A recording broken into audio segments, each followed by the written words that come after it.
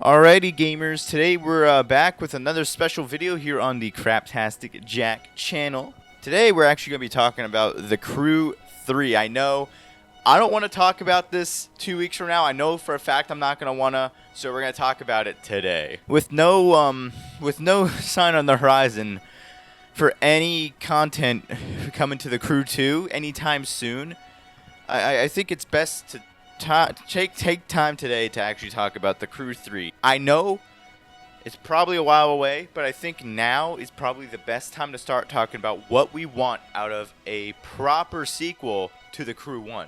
Because let's all face it, The Crew 2 is nowhere near a successful sequel to The Crew 1. That's not even a question. The Crew 2, oh my god. I can spend all day talking about The Crew 2 and how shit it is. And trust me, I have. So we're not going to talk about it. We're going to be talking about The Crew 3 and what I want to see out of a third Crew game. If Ivory Tower even has enough money to make one. So yeah, the first thing that they kind of need to do is, in my opinion, a new map. This time, not like a whole country.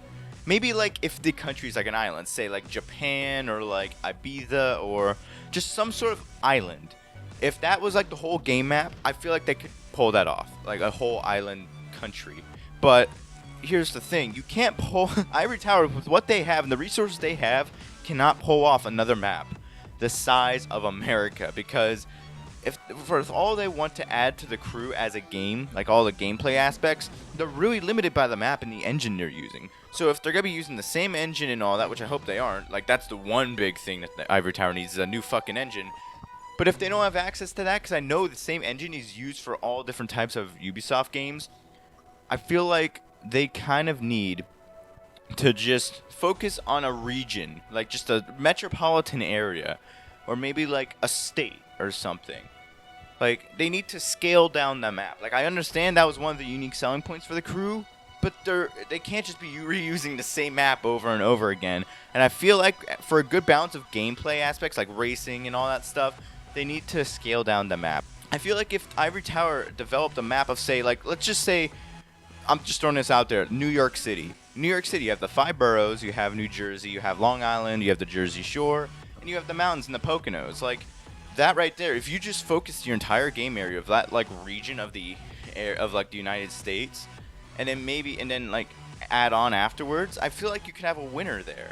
You still have a pretty big, robust area, just not as diverse. You don't have the desert or anything, but like you can still focus on crafting a more believable world and putting more effort into game design and like asset design and all that. Now let's talk about story and just gameplay wise.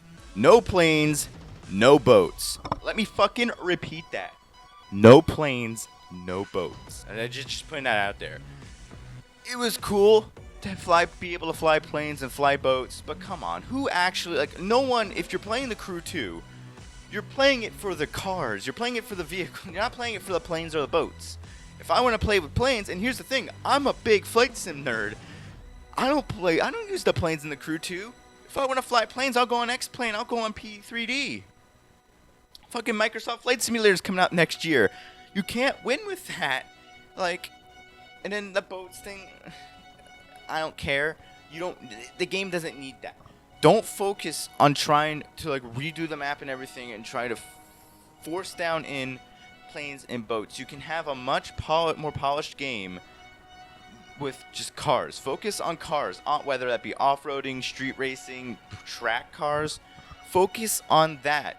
Like, that's what the huge bulk of the community wants to see. That's what the community plays The Crew for. They don't play for the planes or the boats, they play for the cars. That's why we all love the first one.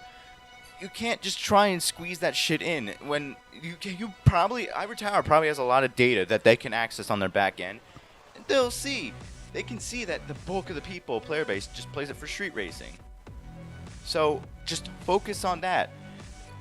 Axe the fucking planes, axe the fucking boats. We don't need that shit. Also, illegal street racing with cops. You were all waiting for me to say it. You all were waiting for me to fucking say it. But yes, this game needs fucking cops back. I mean, the whole atmosphere of the first Crew was so good. Like, this whole illegal racing thing, it was just super good.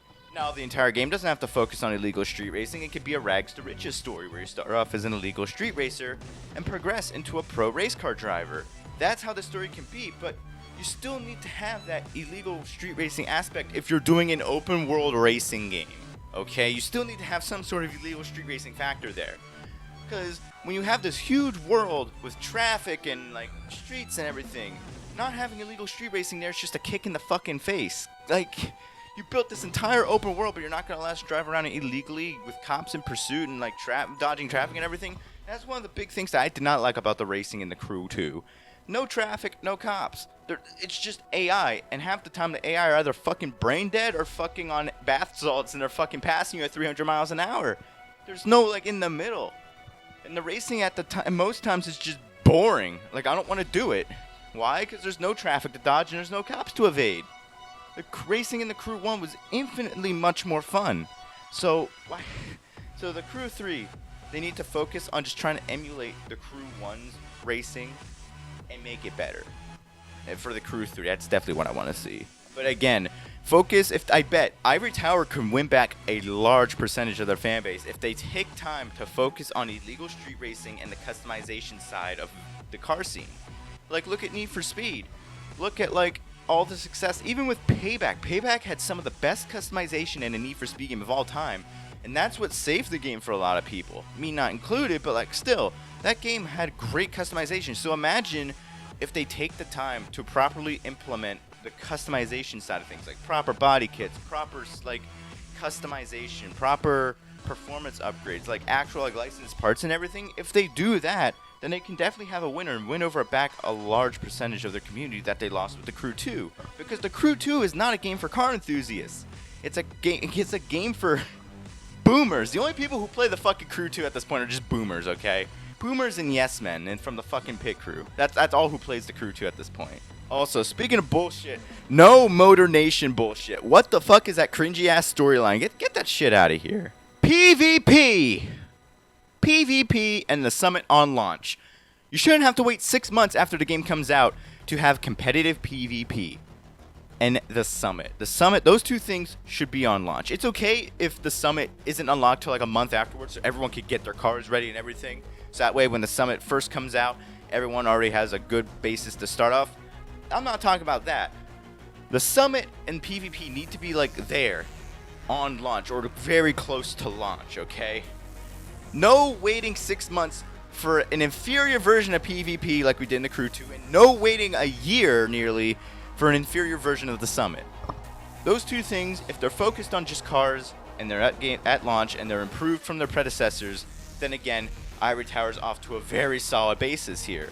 And I feel like if they have those two things on launch, then the game is not going to die anywhere nearly as fast as the Crew 2. And hell, they might even sustain the fan base for a while if they play their cards right. By continually updating PvP with new races, new challenges, new types of races, and adding in new summit events, new summits like every week or so. And if they play their cards right, then they're off to a winner with that. Big brain. Also, listen to the fucking community for once. With the Crew 3, Ivory Tower can't pull this shit of, we're going to go radio silent for 6 months and not do anything. They need to listen to the community much more, because even if they are, it doesn't even appear as if they're listening to the community. Nobody likes it when it takes 6, 7, 8 months for new content to come out to your game. And nobody likes it even more when that content is full of holes and shit and stuff that nobody really asked for, or very few amount of people asked for. I mean, come on. Demolition Derby. Hovercrafts. Who the fuck asked for that?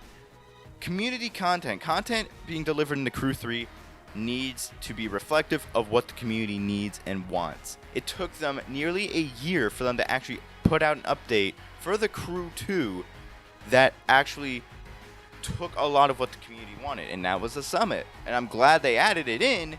The Summit's not as good as it was in the Crew 1, but still, it took them nearly a year to do that, to implement that. So there's no more waiting nearly a year to implement what the community wants. You can't have that with the Crew 3, or your game's gonna fucking die, like it did with the Crew 2. The Crew 2 should just be set as an example, as the catalyst of what not to do with a racing game, Ivory. You now have a good game and a bad game under your belt. So, don't disappoint. Not again. God damn it.